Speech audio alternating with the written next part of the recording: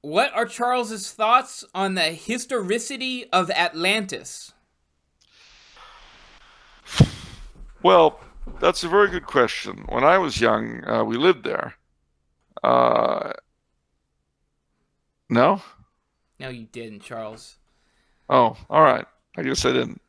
No, what do I think of the historicity of Atlantis? Well, I don't know. Could be true. No, I'm not going to do that. I told you I wasn't, and I won't.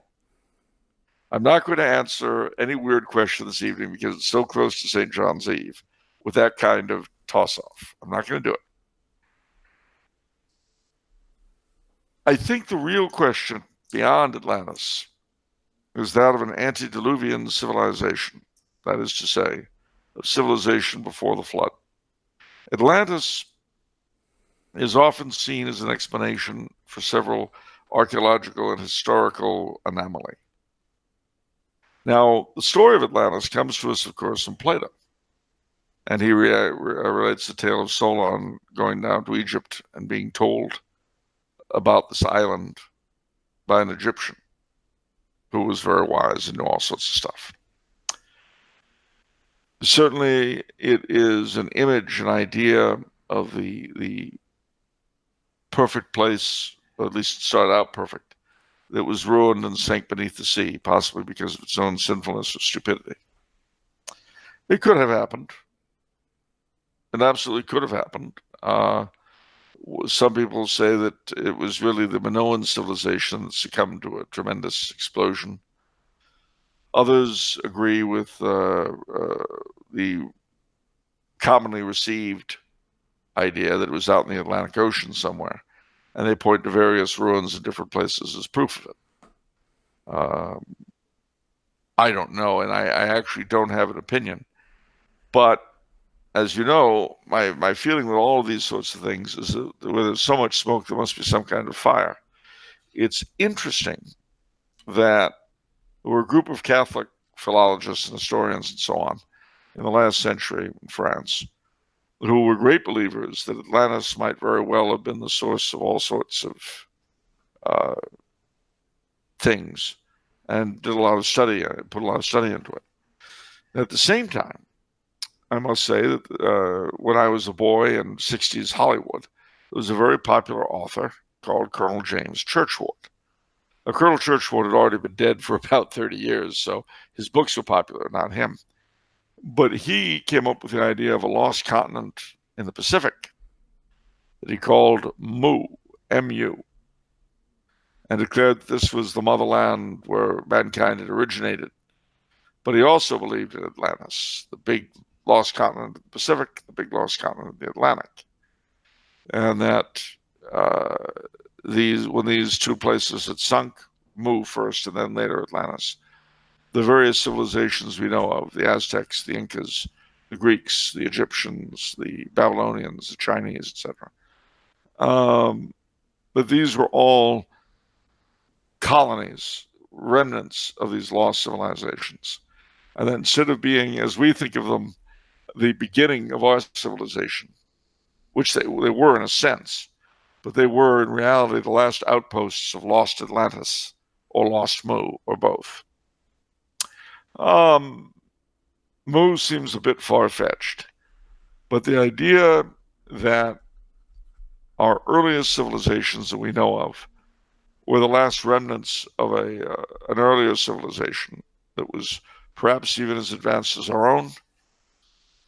Who knows? I mean, again, I don't know how much truth there is to it, but in the 1960s and 70s, a man called Erich von Däniken and a host of imitators came up with the chariots of the gods, gods from outer space, etc., which adduced a lot of archaeological anomalies and so on.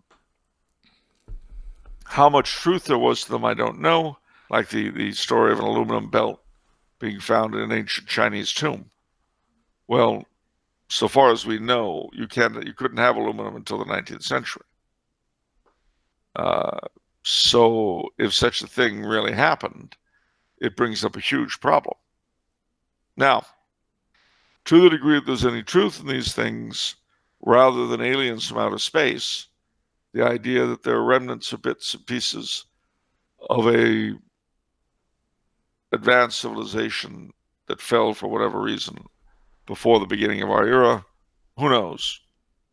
And that might have been Atlantis, possibly. Or all of it's been misread and none of it's true. Well, maybe that. I don't know.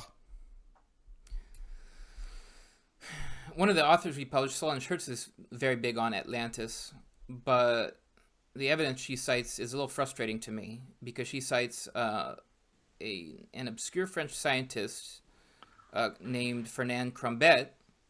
And Yeah. his works are only in French, so I can't verify this myself. But he apparently knew hieroglyphics very well. And so he read all these Egyptian hieroglyphics. And apparently he said that the same event that created the parting of the Red Sea, the same event that created that, sunk Atlantis. And that is the theory that Atlantis was actually in the Greek islands. It's interesting. And that may be true. I don't know. Yeah, I don't know either. I mean, I certainly, let's put it this way, it's not something I'm emotionally invested in one way or the other. Okay, so yeah, me neither. But so two questions in our. Let's unpack this a little more. So what is the Atlantic Ocean named after? Atlantis. A fictional city? Yeah. Isn't that? I mean, is it really? Are you joking? No. See, how could it be named after a fictional city? Well, because Plato declared that it was beyond the Pillars of Hercules, which are Gibraltar and Tangier.